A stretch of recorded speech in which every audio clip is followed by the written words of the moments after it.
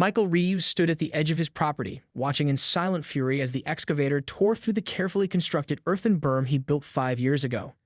The operator, wearing the beige uniform of Valley View Landscaping, avoided eye contact as he methodically flattened the 3-foot-high ridge that had protected Michael's home from the seasonal floods that plagued Sycamore Valley. "You can't do this," Michael shouted over the roar of the machinery, his voice cracking with desperation. "That berm is the only thing keeping the runoff from destroying my house." Elaine Whitfield, the newly elected president of the Sycamore Valley Homeowners Association, stood nearby with her arms crossed, a clipboard pressed against her chest like armor. Her pinched expression didn't change as she glanced at her watch. "Mr. Reeves, we've been over this. The Architectural Review Committee determined that your dirt pile violates Section 7.3 of the HOA Covenant regarding unauthorized landscape modifications. The decision is final." Michael ran his hands through his silver-streaked hair. At 62, he had neither the energy nor the resources to fight the HOA again. He'd already appeared at 3 board meetings, presented his engineering diagrams, and even brought in testimonials from neighbors whose properties had been protected by the natural barrier he created. None of it had mattered. "That dirt pile saved 6 homes during the flash flood of 2022, he said, his voice quieter now but tinged with a warning. "Including yours, Mrs. Whitfield." Elaine's expression flickered momentarily, but she recovered quickly. "The HOA has approved a comprehensive drainage plan that will address any water concerns for the entire community. Your unsightly berm is not part of that plan and must be removed." What she didn't mention was that the comprehensive drainage plan existed only on paper, a proposal from her brother-in-law's construction company that wouldn't break ground for another 8 months, well after the monsoon season. The excavator finished its work, leaving nothing but flattened earth where the protective ridge had stood. The operator killed the engine, and the sudden silence felt ominous. Storm clouds were gathering on the horizon earlier than the forecast had predicted. "You made a terrible mistake," Michael said quietly, his eyes on the darkening sky. "And I've documented everything." 3 houses down, Sophia Chen stood on her porch, watching the confrontation while bouncing her fussy 9-month-old son on her hip. She'd moved to Sycamore Valley with her husband just last year, attracted by the tree-lined streets and the supposedly family-friendly community. They'd purchased their dream home using every penny of their savings, stretching their budget to the breaking point. When they'd signed the closing papers, no one had mentioned the flood risk. No one had told them that the only thing standing between their new home and disaster was a carefully engineered berm built by a retired hydrologist who once worked for the Army Corps of Engineers. That same berm was now gone, reduced to nothing more than flat dirt that would soon turn to mud. Sophia's husband Alex came out to join her, his face grim as he watched the excavator lumbering away. "Did they really just remove our only flood protection?" he asked, taking the baby from her arms. "They did," Sophia replied, pulling out her phone to check the weather radar. The storm system had accelerated, the bright red and yellow masses moving faster than anticipated. "And there's a flash flood warning for the county, issued 5 minutes ago." Back at the edge of his property, Michael was taking photos of the flattened area, methodically documenting what had happened. He'd been fighting the HOA for months, ever since the new board had taken over with their aggressive beautification agenda. The berm had been their primary target, an eyesore that disrupted the visual continuity of the neighborhood, according to their violation notice. What the notice hadn't mentioned was that Elaine's brother-in-law needed the lucrative drainage contract, and Michael's DIY solution was standing in the way. As the first fat raindrops began to fall, Michael looked up at the sky, and then down at the valley where 36 homes, including his own, now stood completely unprotected. He had less than an hour to warn everyone. The rain fell in sheets now, drumming against rooftops and transforming the streets of Sycamore Valley into shallow rivers. Michael Reeves moved with purpose through the downpour, knocking on doors and shouting warnings above the storm's roar. Some residents, those who had lived through previous floods, immediately began moving valuables to upper floors and placing sandbags from emergency kits they kept on hand. Others weren't so easily convinced. "You're overreacting," said Peter Jameson, who had moved in just 6 months ago. He stood in his doorway, refusing to let Michael inside. The HOA newsletter specifically stated the flood risk was being addressed. Michael wiped rain from his face. "The HOA just removed the only thing protecting us. Look at the creek." Behind them, through the open door, Peter's wife Caroline was staring out their back window. The normally tranquil creek that wound through the development had swollen to triple its size, muddy water churning with debris. The yard where their children usually played now resembled a murky pond. "Peter," she called, her voice tight with alarm. "He's right. The water's rising fast."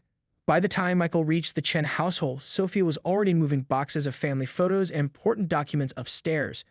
9-month-old Liam was strapped to Alex's chest as he hurriedly positioned their furniture on top of plastic storage bins.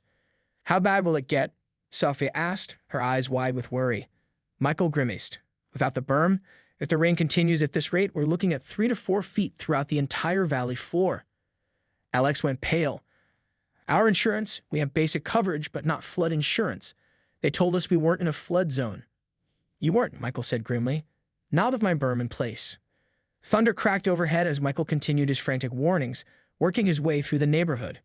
He tried calling the county emergency management office, but the lines were jammed. The text alert system had already sent out 3 urgent warnings, but without proper flood defenses in place, advance notice meant little more than time to evacuate, not enough time to save homes and possessions. At the Whitfield residence, Elaine was frantically placing towels against her doors as water began seeping through. Her husband, Derek, paced the kitchen, phone pressed to his ear. "What do you mean you can't get through?" he shouted. "Call your crew. Get them here with sandbags, pumps, whatever they've got." When their doorbell rang insistently, Elaine opened it to find Michael standing there, drenched and breathing hard. "Come to gloat," she snapped, though her voice trembled. "Come to help," Michael replied flatly. "You need to evacuate now. The creek's going to breach its banks in the next 20 minutes. When it does, that water's going to flow directly into this cul-de-sac." Before Elaine could respond, Derek appeared behind her. "The roads out of the development are already flooded," he said, his earlier arrogance replaced by naked fear. "We're trapped." Michael's expression hardened. "Not trapped. Not yet. But we need to move fast. Gather only essentials. We can make it to higher ground on foot if we leave now." The next 30 minutes became a desperate scramble as word spread through the neighborhood. Families waded through knee-deep water, carrying children and pets, clutching plastic bags filled with medications and irreplaceable keepsakes. The rain continued its relentless assault as lightning split the sky, illuminating the devastation unfolding around them. At the eastern edge of the development, the oldest section built on slightly higher ground, Michael coordinated a makeshift shelter in a community center. A building that had ironically been the site of the HOA meeting where the final vote to remove his berm had taken place. Now its elevated position made it their only safe haven. Sophia and Alex arrived with little Liam wailing against the storm's fury. They were followed by a procession of shocked neighbors, some still in pajamas or house slippers, all drenched to the bone. Elderly residents were supported by younger neighbors. Teenagers carried toddlers who weren't their siblings. In crisis, the community Michael had tried to protect was finally coming together. From the community center's windows, it watched in horror as the creek burst its banks with explosive force.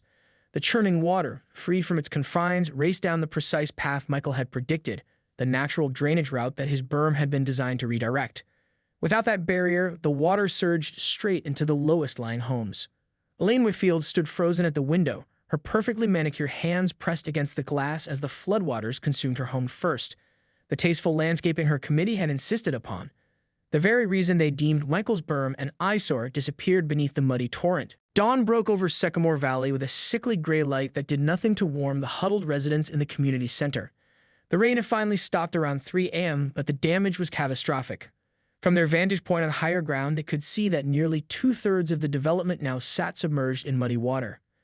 Michael stood on the center steps, surveying what remained of the neighborhood he called home for nearly 2 decades.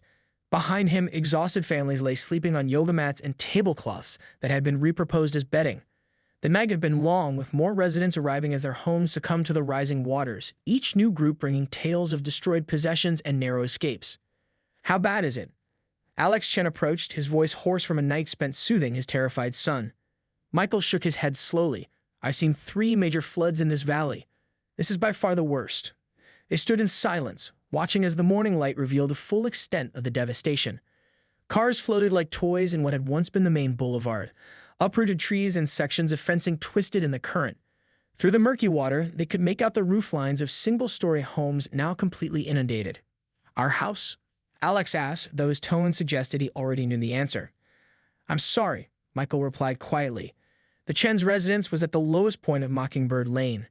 Everything below the second floor is likely underwater. Sophia joined them, dark circles under her eyes. She'd spent the night helping organize supplies and comfort displaced neighbors, her nursing training proving invaluable.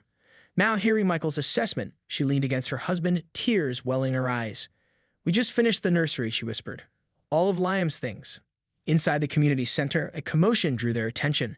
Elaine Whitfield stood in the middle of a growing crowd, her designer outfit from yesterday now rumpled and stained.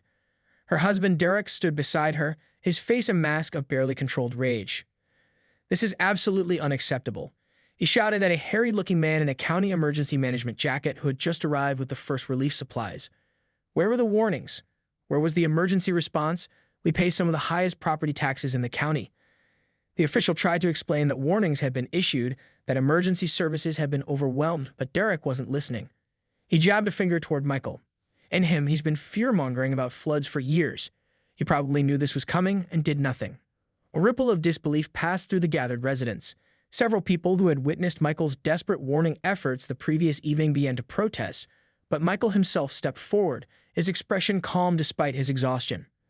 "I did know it was coming," he said, his voice carrying across the now silent room. "I've been telling the HOA board for 6 months that removing the berm would leave us vulnerable. I have the emails, the meeting minutes, the engineering assessments, all of it documented." He pulled out his phone and held it up. "I also have this, dated yesterday, right before the storm." He pressed play on a video that showed the excavator demolishing his berm with Elaine clearly visible supervising the work. "You knew the storm was coming," said Mrs. Abernathy, turning to Elaine with horrified realization. "The weather alerts had already started. And you still had it removed yesterday?" Elaine's composure finally cracked. "The board voted. We followed procedure. That berm violated multiple covenants and the comprehensive drainage plan. The drainage plan that your brother-in-law's company was paid $350,000 to design but hadn't actually implemented." Michael interrupted. "The plan that wouldn't have been completed until after monsoon season." A stunned silence fell over the room. Even Derek looked taken aback. "Is that true?" he asked his wife, whose face had drained of color. Before she could answer, the doors opened again as county officials arrived with more supplies and news. The main road into Sycamore Valley had been partially cleared, allowing emergency vehicles to reach them.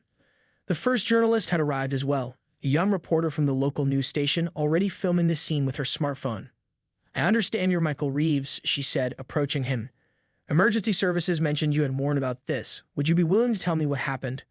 Within hours, the story spread beyond their community.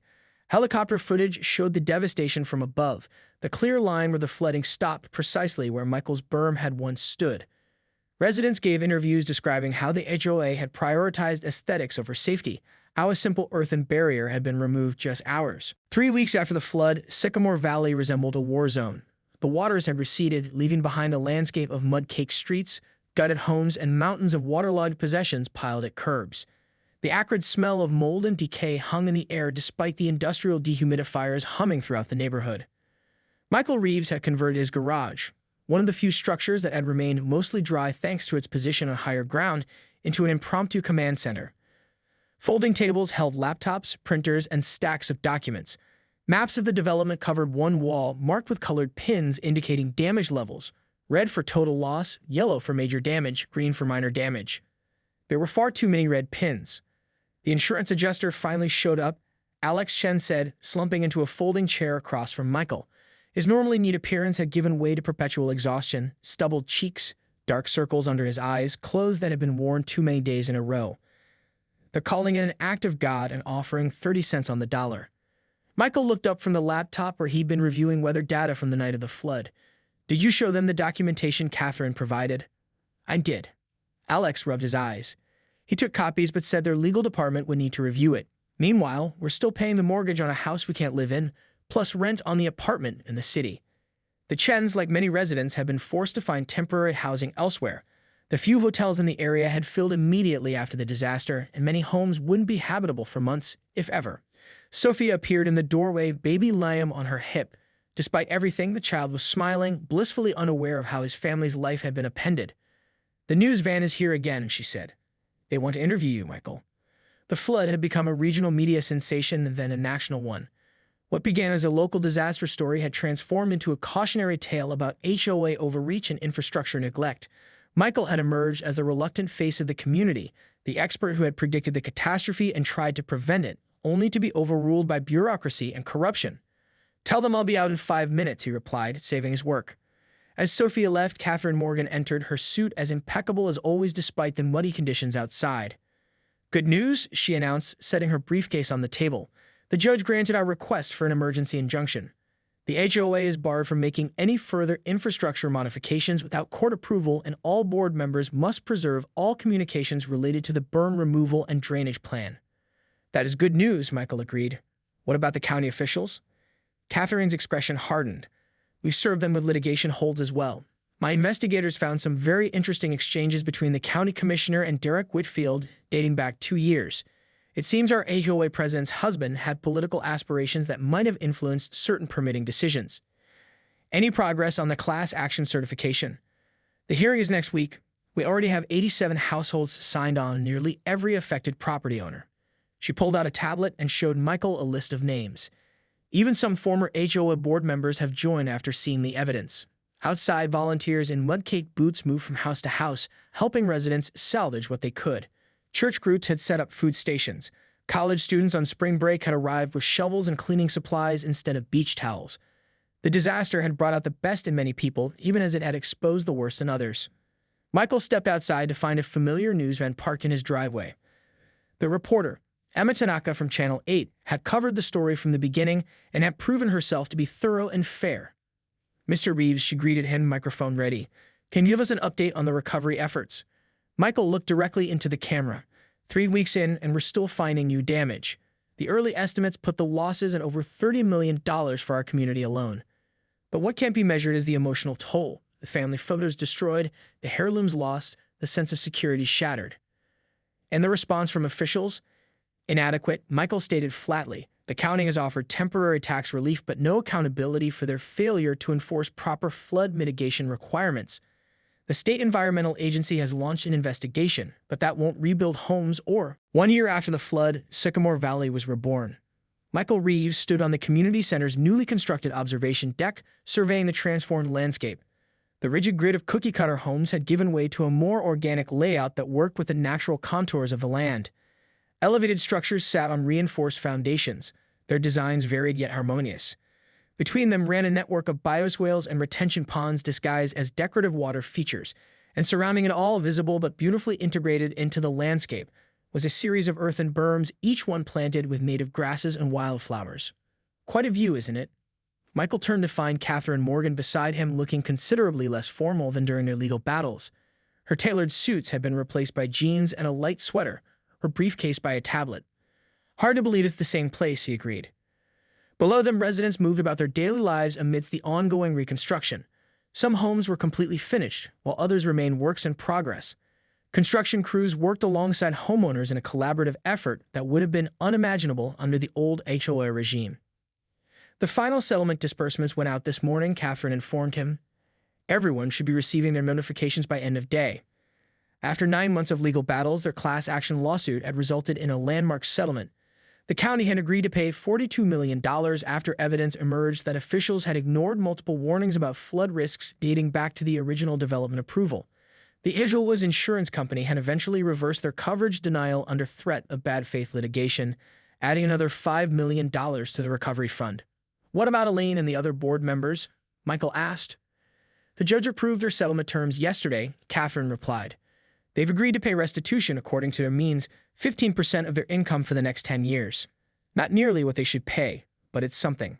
The criminal investigation was still ongoing, focusing on the contract between the HOA and the engineering firm owned by Elaine's brother-in-law. The corruption charges had expanded to include 2 county officials who had fast-tracked approvals in exchange for campaign contributions. And the documentary? Michael asked.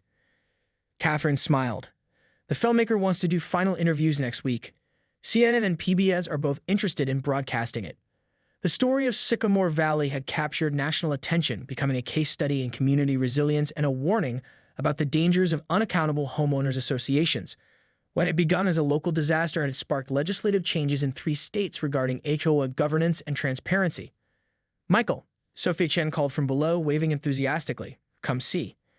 He made his way down to where Sophie stood with Alex and their son Liam, now a toddler who darted about with boundless energy. They led him to their newly completed home, an innovative design that incorporated flood-resistant features while maintaining the warmth of a family dwelling. Solar panels gleamed on the roof, and a rainwater collection system fed the drought-resistant garden. We just got the final inspection approval, Alex announced proudly. We're officially moved in. Inside, the home felt both modern and comforting. Polished concrete floors, practical for potential future flooding, were softened by colorful area rugs. The furniture was a mix of new pieces and carefully restored favorites that had been salvaged from the flood. Family photos, painstakingly digitized and reprinted after the originals were destroyed, lined one wall. "It's beautiful," Michael said sincerely. "You've created something special here." "We couldn't have done it without you," Sophia replied, handing him a steaming cup of tea. "None of us could have." Through the large windows, Michael could see other neighbors walking along the newly created community pathways. Mrs. Abernethy, who had refused to leave despite her age, chatted with the young couple who had moved in after the flood, attracted by the innovative rebuilding approach. Children played in the central green space where once there had been only manicured lawns forbidden for recreation under HOA rules. "The community meeting is at 6, Alex reminded them. "The vote on the final charter for the Sycamore Valley Community Association."